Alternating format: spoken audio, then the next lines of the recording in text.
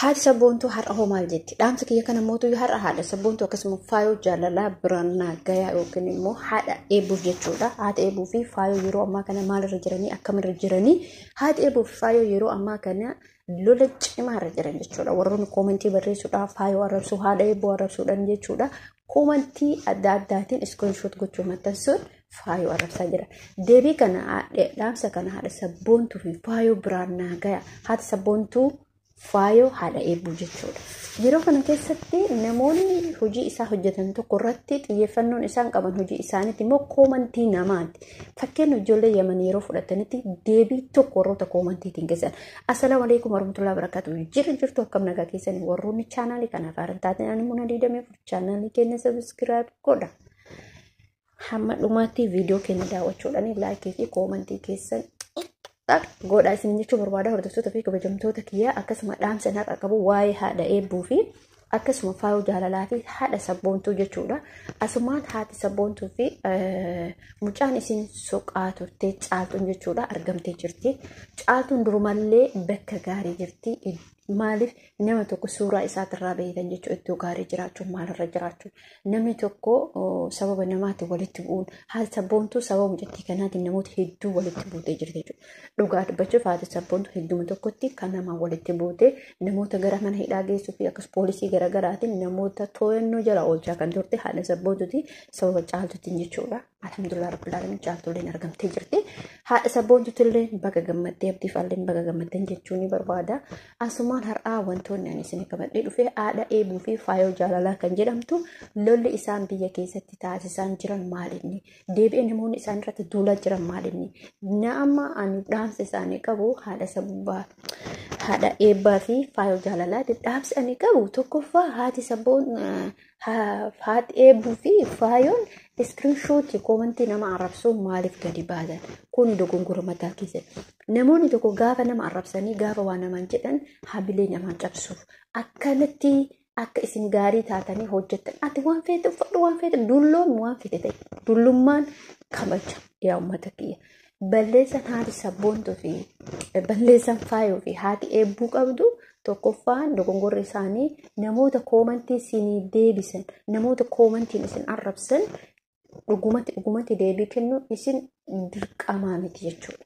Inumaa namoota akkanaa tuffatanii bira taru. Mee fakkeenya yuutuubaroota gurguddaa ani koomentii namaan argan koomentii namaa nan dubbisa dhugumatti jechuudha. Maaliif namni suni hamilee kee cabsuuf malee si guddisuuf miti. Waan jibba kee qabuuf jibba kee yoo qabaate akka kee kana ta'uu maa dhabeef si arrabsa akka ati miidiyaa sanirra dhabama taatu dullatti siin jedhaa fokkattu siin jedhaa cinnaa siin jedhaa akkanaa akkasii maaliif yeroo kana keessatti wanni haati eebuu fi faayoo jaalalaa beekuu qabdan namni kun wanni inni si arrabsuuf wanni inni si koomentii dugda si kutu si arrabsuuf akka ati bakka takka hin geenye akka ati miidiyaa kanarra dhabama taatu akka ati gonkumaa miidiyaa kanarratti hin deebineef si arrabsa jechuudha. Akka kee ta'uu dhabeef namni sun erga namaan dullacha jedhee erga namaan dullatti jedhee maaliif gara miidiyaatti dhufee uf ibsuu dide erga namummaa qabaate erga ofitti amantummaa qabaate ofitti amantummaa dhabutu miidiyaa duuba isa teessisee tineen hadhammootuyyuu nama arrabsa. Inni si arrabsu tokkoffaan maal faayidaa kee qaba? Inni si arrabsu daawwachuun faayidaa lamaffaa inni faayidaan guddaan qabu namni si arrabsu zambii kee sirraa akka qooddatu sirraa akka hir'isu beekee jechuudha. Namni tokko gaafa nama hamate gaafa nama arrabse gaafa maalii jennee yaankasiin jedhe namni suni akka bu'aa si bu'aa buusa malee ofii bu'aa buusan si bu'aa buusa ofirra immoo miidhaa geessa jechuudha. Gaafa nama hamadhe dhiiga namaa nyaatte rabbiin si dhiisu gaafa nama hamadhe gaafa nama arrabsite gaafa maal arrabni kee hundi guyyaa qiyaamaa ragaatti ba'a jechuudha. Namoota akkanatti jechuudha. Maaliif namoonni tokko koomentii irratti nama arrabsanii aara miira keessa qalan. Abatan miira fakkeenya yuutuubaroota gurguddaa fudhanne fakkeenya ijoollee Yaman duuda kutii arrabsan. Garuu deebii tokkicha ana jedhe tokko ijoollee koomentiitiin kennan. Kan arrabsitan kanumatti hundumtuu galatooma yaa saba koo jedha. Haadha eebuu fi eenyuuf kana lafa kaa'e haadha eebbuutii fi faayoo jaalalaatiif lafa kaa'e. Haadha eebbuutii fi faayoo jaalalaa wanni dhimma kana lafa kaa'e fi hojiin keessan hojii gaarii taananii namni sun hamilee dhufee si cabsuufi malee waan biraattiif miti isuma dhugaatti fudhanne jechuudha. Garuu ilaalchi namoonni tokko maal jedhee akka ati miidiyaa sanarraa baddu akka ati hojii tokko hin hojjenne jedhee namni sun kanaas jibbiinsa keessa kee qabu wanna si jibbuuf wanna si jibbuu fi deebii akka ati achirraa baddu akka kee ta'ee dhabu. Ishi nama tokkoon dullummaa hojjenne ati fakkeenyaaf umriin kiyya waggaa kana yoo waggaa 30 ta'e waggaa dhufummoo waggaa meeqa 32 ta'e inshaallah waggaa fedhe yoo kan ta'u ta'e umriin akka dhalate namni akka dhalateetiin taa'u guddooma jechuudha. Himman guddooma. Kuni kabaja. Uummata yaada uummata keenya namoonni keenya uummata sammuu doomaa ta'e malee dhugumatti kuni kabaja guddaa amma guddummaan jechuudha. Sadarkaa ijoollummaa keessaa baatee barattee kan doktora ta'e kan injiinara ta'e kan maal ta'e kan barsiisaa ta'e hundumti isaatu umrii isaa wajjin malee umrii isaatiin ala waa gochuu hin danda'u. Ati biyya Arabaa teettee nama arrabsita biyya bakka feetee teettee nama arrabsita. Ati bakka feetee taa'ii nama arrabsi bakka feetee iyyuu taa'e ati bareedi. Garuu maaltu arraba namaatti si galcha. Kanaaf haadha eebboo faa'u jaalalaa namoota si arrabsan namoota waa siin jedhan tokkoof deebiin kenne sababni isaallee faayidaan qabu jechuudha. Ati nama si arrabse gaafa faayidaa kennite inumaa nama saniif kabaja kennite jechuudha. Koomantii namoonni namaa barreessan koomantii duudi si kutu si barreessan akka ati achirraa rabama taatee akka ati nama hin taane akka ati baddu kanaaf si barreessan. Ati immoo nama gaarii ta'uu kee ofitti amantee hojjetta waan ta'eef ofitti amantee hojjettaa ofitti amantee haasoftaa. Kanaaf namni si jibba. Kanaaf akka kee ta'uu dhabee si jibba.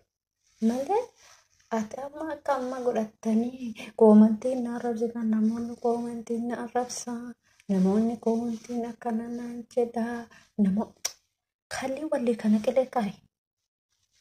Qilleema dhuguma isin jedha namoonni waa'ee namaa haasoftan namoonni waa'ee namaa malee dalagoo biraan qabne ofii isaatiitti dhaqata. Namni waa'ee namaa dalagoo hin qabne jechuudha. Namni waa'ee namaa malee dalagoon isaa miidiyaan isaa hamaa fi fakkeenyaaf namni kun bilbilallee nama sa'aatii 24 nama hamatu nama sa'aatii 24 si nyaatu nama dalagoon isaa kana malee hin jirre. Nama dalagoon isaa bakka jireenyumti isaatu nama arrabsu bakka ga'e maratti. Dhugumatti waan nama jibbisiisu. Haa ta'u garuu biyya tokkotti koomantiin tokko akkanaa namarra yeroo dhuftan deebii ittiin kennina. Bishaan dhugaasaa bira kutaa. Maaltu deebii kennu isin hin ga'e? Maaltu waamanii kanaa keessa isin galche? Hojii keessanitti fuftanii? Kana ajaa'ibu. Kana jechuudha. Kana saboontollee. Baga mirgoota jennaan faayoo jaalalaa ta'ee haadha eebbuutiin asumarratti dhaabaa. Haati sabboontuu waa hedduu keessa tartee mucattiin amma jaalala yookiin garabdii deebisuu dandeettiin beekamu amdilleen qarisii deebisuu danda'a. Kanaafuu hordoftootaafi kabajamtoota kiyyaa dhugumatti waan addaatu ta'aa jira yeroo ammaa kana keessatti Rabbaan hundaa laaffisu. Isin jechuun barbaadaa viidiyoo keessanitti dheeressee hamma viidiyoo biraatiin walitti deebinutti nagaan tura. Hordoftootaafi kabajamtoota kiyyaa namoonni gaaffii qabdan namoonni qeeqa qabdan akka uftaan abdii isinirraa qaba. Nagaafattan jechuu kiyya. Asuma viidiyoo keessan irratti dhaabuu barbaada. Hamma viidiyoo biraatiin walitti deebinutti nagaan tura. Turtiin kiyya. Asuma irratti isin jechuun barbaada hordoftootaafi kabajamtoota kiyyaa. Dhugaa dubbachuuf ani bye. Hamma viidiyoo biraatiin walitti deebinutti assalamu alaikum warahmatullahi wabarakatuh.